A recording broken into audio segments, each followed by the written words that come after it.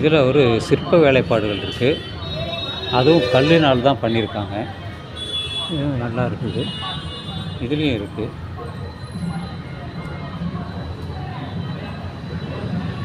இதுதான் உள்ள கோயிலோட இருக்க விஷயம்.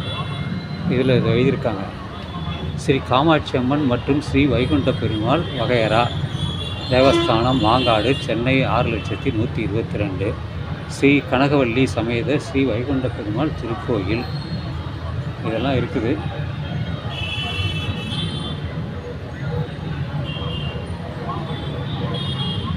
இது அதனுடைய நுழைவு வாயில் கதவு. இதிலே மரத்திலே பண்ணியிருக்காங்க.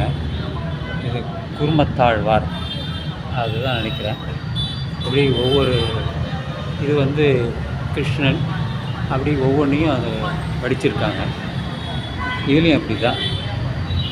இதுதான் மச்ச ஆழ்வார் இல்லை, இதான் ஒவ்வொன்றுத்துலேயும் ஒவ்வொன்றும் எழுதியிருக்காங்க. நல்லாவே பண்ணியிருக்காங்க. இது கூர்மம் எல்லாத்துலேயும் அதில் பண்ணியிருக்காங்க.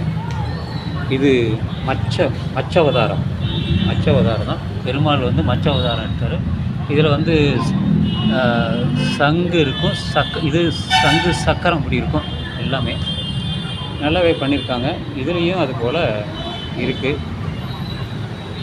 சிற்பங்கள் இருக்குது. இதுலேயும் சிற்பங்கள் இருக்குது. ஆனால் நல்ல இல்லை, ஏதோ பண்ணியிருக்காங்க, அவ்வளோதான்.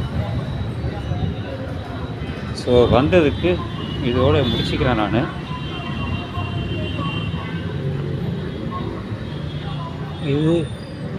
இதுதான் அந்த ராஜகோபுரம் போட்டிருக்காங்க.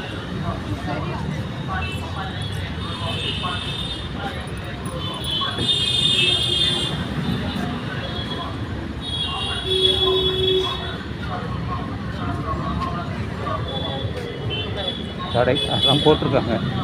திருக்கோவிலுக்கு செல்ஃபோன் மற்றும் கேமரா போட்ட கடை. இதுதான் அந்த கோபுரம். 2, 3, 4 நிலைகளை கொண்ட கோபுரம். ஸோ வந்தாச்சு, பார்த்தாச்சு, 4த்தையும் பார்த்துட்டேன். மிக்க சந்தோஷம். ஸோ வீட்டுக்கு போக வேண்டியது தான், சென்னைக்கு போக வேண்டியது தான்.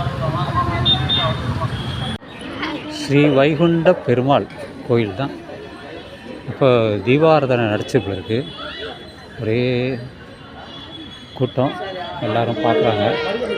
சரி, இதில் பல சன்னதிகள் வச்சுருக்காங்க. இதில் ஒரு பெருமாள் இருக்கார். அப்படி நம்ம வந்து பார்த்துட்டு அப்படியே திரும்பிடலாம். ஸ்ரீ வைகுண்ட பெருமாள் மாங்காடு. ஒவ்வொரு இடத்துலையும் ஒவ்வொரு விதமான பெருமாள் வச்சுருப்பாங்க. அந்த திவ்ய தேசத்தில் இது வராது. இதெல்லாம் சிமெண்ட்னால் கட்டினது தான்.